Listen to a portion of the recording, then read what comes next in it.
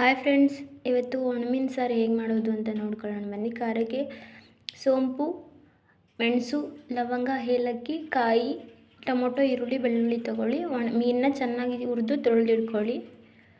ಖಾರಕ್ಕೆ ಹೇಳಿದ್ನಲ್ಲ, ಬೆಳ್ಳುಳ್ಳಿ, ಈರುಳ್ಳಿ, ಟೊಮೊಟೊ, ಹುಣಸೆಹಣ್ಣು, ಸ್ವಲ್ಪ ಕೊತ್ತಂಬರಿ ಸೊಪ್ಪು ಹಾಕ್ಕೊಂಡು ಈ ಥರ ಪೇಸ್ಟ್ ಮಾಡಿಟ್ಕೊಳ್ಳಿ. ಇದಿಷ್ಟ ಆದಮೇಲೆ ನೀವು ಒಗ್ಗರಣೆಗೆ ಒಂದು ಪ್ಯಾನ್ಗೆ ಎಣ್ಣೆ ಹಾಕ್ಕೊಳ್ಳಿ. ಸಾಸಿವೆ, ಕರಿಬೇವು ಎಲೆ,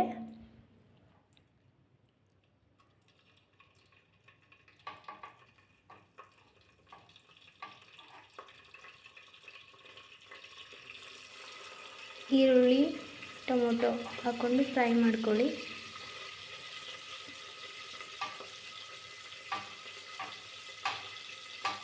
ಎಣ್ಣೆಯಲ್ಲಿ ಸ್ವಲ್ಪ ಫ್ರೈ ಮಾಡ್ಕೊಳ್ಳಿ ಚೆನ್ನಾಗಿ. ಇದಿಷ್ಟು ಆದಮೇಲೆ ಒಂದು ಸೌಟ ತಗೊಂಡು ಕ್ಲೀನಾಗಿ ಮಿಕ್ಸ್ ಮಾಡ್ಕೊಳ್ಳಿ. ಆಯಿಲಲ್ಲಿ ಮಿಕ್ಸ್ ಮಾಡಿದ್ದಾದಮೇಲೆ ನೀವು ಇದಕ್ಕೆ ಕಡಲೆ ಒಡಗ್ಲನ್ನ ಒಂದು ಅರ್ಧ ಗಂಟೆ ಮುಂಚೆ ನೆನೆಸಿಟ್ಟು ನೀಟಾಗಿ ತೊಳ್ಕೊಂಡು ಎಣ್ಣೆಯಲ್ಲಿ ಮಿಕ್ಸ್ ಮಾಡ್ಕೊಳ್ಳಿ. ನೋಡ್ತಿದ್ದೀರಲ್ಲ ನಾನು ಹೇಗೆ ಮಾಡ್ತಾಯಿದ್ದೀನಿ, ಸೊ ಅದೇ ಥರ ಫಾಲೋ ಮಾಡಿ. ನಿಜವಾಗ್ಲೂ ತುಂಬ ಟೇಸ್ಟಿಯಾಗಿ ಸಾಂಬಾರು ಅನ್ನೋದು ಬರುತ್ತೆ. ಇದಿಷ್ಟಾದ್ಮೇಲೆ ನೀವೇನು ಖಾರ ರುಬ್ಕೊಂಡಿರ್ತೀರೋ ಅದನ್ನು ಹಾಕಿ ಮಿಕ್ಸ್ ಮಾಡ್ಕೊಳ್ಳಿ.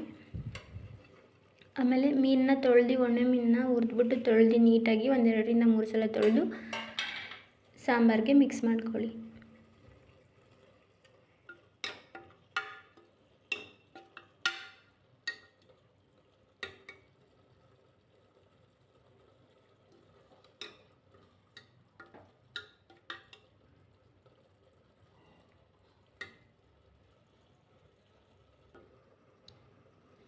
ಮಿಕ್ಸ್ ಆಗಿದ್ಮೇಲೆ ನಿಮಗೆ ಎಷ್ಟು ಬೇಕೋ ನೋಡಿ ಕ್ವಾಂಟಿಟಿ ನೀರು ಹಾಕ್ಕೊಳ್ಳಿ.